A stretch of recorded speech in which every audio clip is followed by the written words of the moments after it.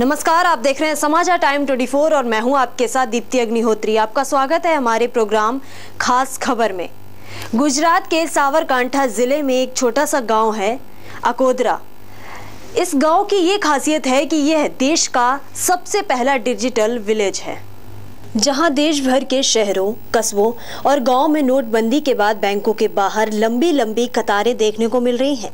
वहीं इस गांव में जैसे नोटबंदी से कोई फर्क नहीं पड़ा है। इस गांव में लोग 10 रुपए का सामान भी खरीदने जाते हैं तो फोन पर एक साधारण टेक्स्ट मैसेज से भुगतान कर देते हैं। इस मैसेज में भुगतान पाने वालों का अकाउंट नंबर और जितना पैसा ट्रांसफर किया जाता है उसके बारे में जानकारी रहती है।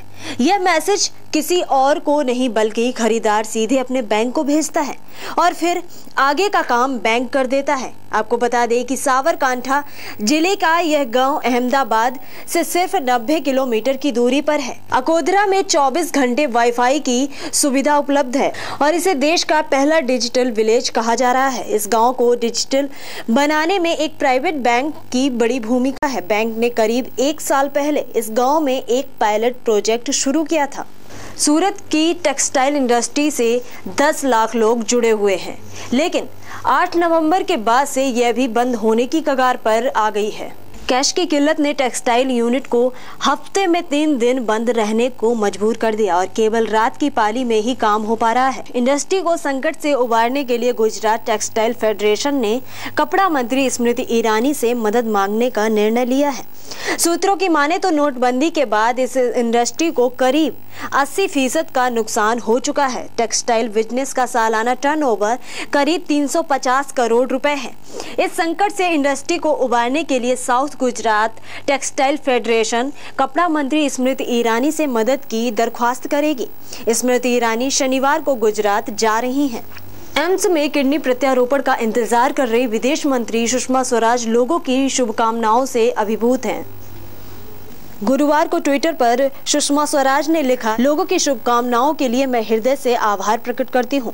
जिन लोगों ने किडनी देने का प्रस्ताव किया है उनके प्रति कृतज्ञता प्रकट करने के लिए मेरे पास शब्द नहीं है। भारत यात्रा पर आए इजरायल राष्ट्रपति रूवेन रिवलिन, कांग्रेस उपाध्यक्ष राहुल गांधी और दिल्ली के मुख्यमंत्री अरविंद केजरीवाल समेत कई लोगों ने विदेश मंत्री सुषमा स्वराज से शीघ्र स्वस्थ होने की कामना की है। विदेश मंत्रालय के प्रवक्ता विकास स्वरूप ने गुरुवार को ट्वीट कर बताया कि राष्ट्रपति रिवलिन ने विदेश मंत्री का हालचाल पूछा और उनके शीघ्र स्वस्थ होने की कामना की। राहुल गांधी ने ट्वीट करके कहा, सुषमा जी, संकट की इस घड़ी में हम आपके साथ हैं। उम्मीद है आप शीघ्र स्वस्थ होंगी। केजरीवाल ने अपने संदेश में कहा कि हम ईश्वर से उनके शीघ्र स्वस्थ होने की प्रार्थना करते हैं। कांग्रेस सांसद शशि थरूर ने ए दिल है मुश्किल से जुड़े विवाद से निपटने के महाराष्ट्र सरकार के तरीके पर नाराजगी जताई।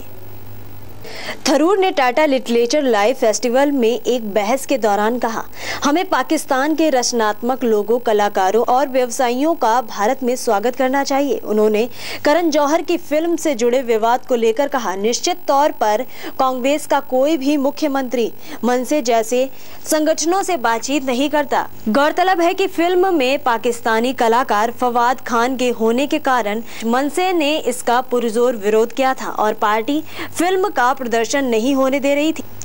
देखिए किस तरह से मेहनत की कमाई को बैंक से बदलवाने के लिए छत्तीसगढ़ के इस गांव के लोगों को रत जगह करना पड़ रहा है। नोटबंदी के कारण जिले के निवासी खासा परेशान हैं। ये लोग 60 से 70 किलोमीटर से चलकर आने को मजबूर हैं। ग्रामीणों का जिला मुख्यालय में 1-2 रात गुजारने के बाद ही बैंकों में रुपए जमा करने का मौका मिल रहा है। ग्रामीण बाजार स्थल समेत जगदीश मंदिर के पास रात गुजार कर सुबह से बैंकों में कतार लगाकर खड़े हो रहे हैं। फॉर्म भरने में हो रही समस्या से परेशान ग्रामीणों को मदद नहीं मिल पा रही है। वहीं बैंकों में तैनात सुरक्षा बलों की तरफ से भी ग्रामीणों की मदद नहीं की जा रही है। नगर के अधिकांश एटीएम पिछले कई दिनों से बंद हैं, जिससे लोग परेशान हैं। बैंकों में रुपए की अदला बदली न होने और प्रमुख बैंकों के एटीएम बंद होने से लोगों को रोजमर्रा के खर्च के लिए रुपए नहीं मिल रहे हैं। इससे लोग बेहद नाराज हैं। वहीं राज्य सरकार के फैसले ने तो ग्रामीणों की समस्या और बढ़ा दी है। जिला सहकारी बैंक में किसानों की पूंजी न तो जमा की जा रही है और न ही उन्हें वोट के बदले नए नोट दिए जा रहे हैं। अब वक्त हो चला है एक ब्रेक का। ब्रेक के बाद जल्द हाजिर होंगे, बने रहिए हमारे साथ।